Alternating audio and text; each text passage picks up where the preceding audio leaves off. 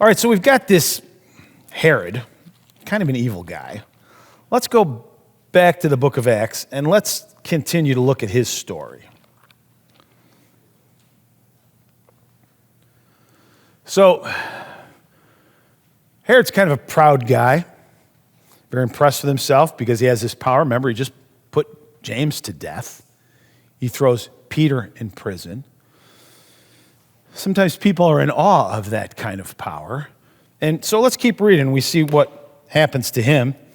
So he orders these guys killed. And then Herod goes out. He goes from Judea to Caesarea, stays there for a while. Being a king isn't all that wonderful because he was quarreling with some of the people. But now they joined together. They sought an audience with him. They had secured the support of Blastus, a trusted personal servant of the king. They were asking for peace because they depended on the king's country for their food supply. On the appointed day, Herod, wearing his royal robes, sat on his throne and delivered a public address to the people. They shouted, "This is the voice of a God, not of man." Wow. Things are going great for him. People are terrified because I'm executing people, throwing people in prison. They need my help and support. And so they're coming to me. I'm in my royal robes, and they're telling me this is the voice of a God. You can almost hear the sounds of the people going, "This is so wonderful." Boy, evil and pride sometimes go hand in hand. I put it down like this. Evil and pride are soulmates. And when it comes to being prideful about things, boy, you got to be careful. The scripture is filled with warnings about this. Let's go back just to the book of Proverbs to look at a couple of reminders for us how we have to be careful with pride. The book of Proverbs especially just kind of throws out these warnings. Be careful. Now, when is this more dangerous for us? If you got a lot of money, you got to be careful. If you have a lot of authority, if you're a bigwig at your place of employment, that's when pride becomes a factor. And so God's always thrown out these things to make us be aware that we have to be careful when it comes to pride. 11 verse 2, when pride comes, then comes disgrace. But with humility comes wisdom. So be careful. Pride is an awful thing to deal with. Let's go over a couple chapters to Proverbs chapter 16. See what else we're warned about. 16:18. Pride goes before destruction, and a haughty spirit before a fall. You got to be careful. And it's hard because when people are singing your praises, it's hard to think about the dangers of pride. But yet, the book of Proverbs is warning us. Let's go a few more. I mean, there's something more to say about it? And I just picked out 3. The book of Proverbs is loaded with these. Proverbs 21, verse 24. The proud and the arrogant man, mocker is his name.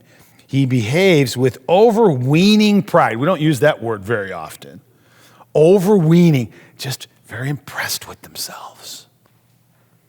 So we get these warnings about the dangers of pride. Pride comes before destruction. Be careful of it.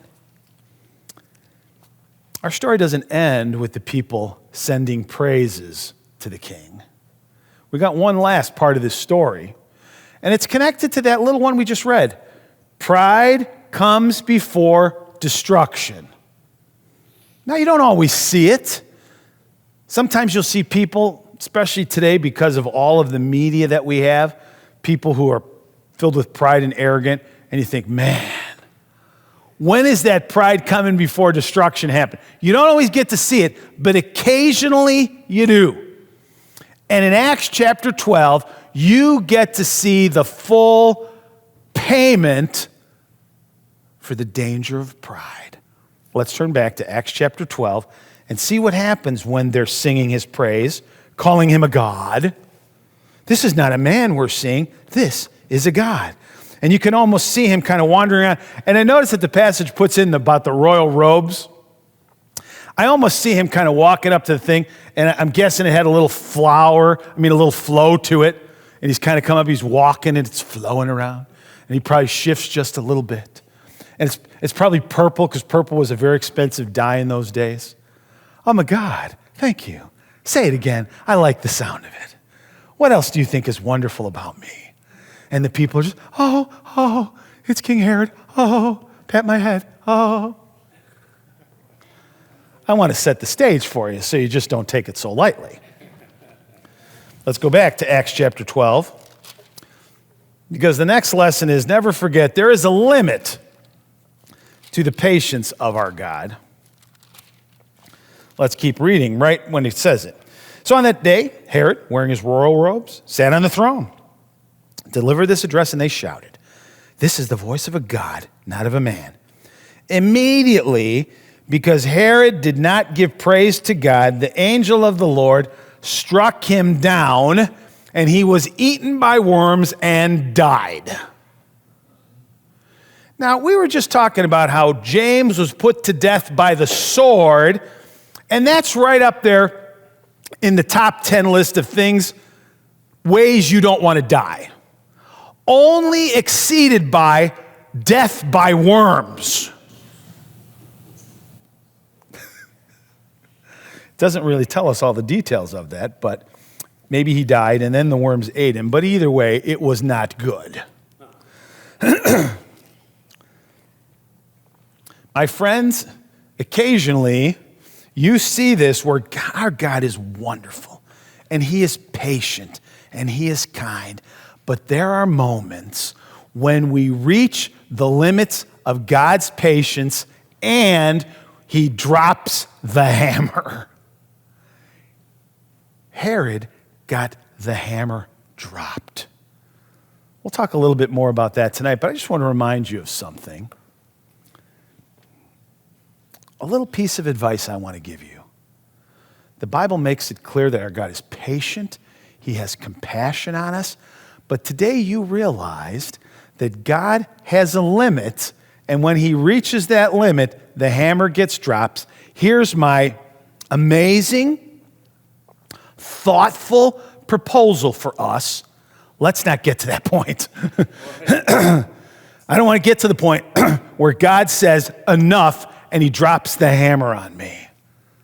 I want to be at a place where I understand that he's in control. I give him the praise, the honor, and glory that he is due. And I want to be in the place of being obedient to him, because today you were reminded that this patient, wonderful, loving God has a limit. I don't want to reach that limit. I don't want to be like Herod. I don't want the last thing said about me was, the angel of the Lord struck him, he died, and was eaten by worms. I want to leave this world having served him, and the next thing I want to hear is, well done, thou good and faithful servant.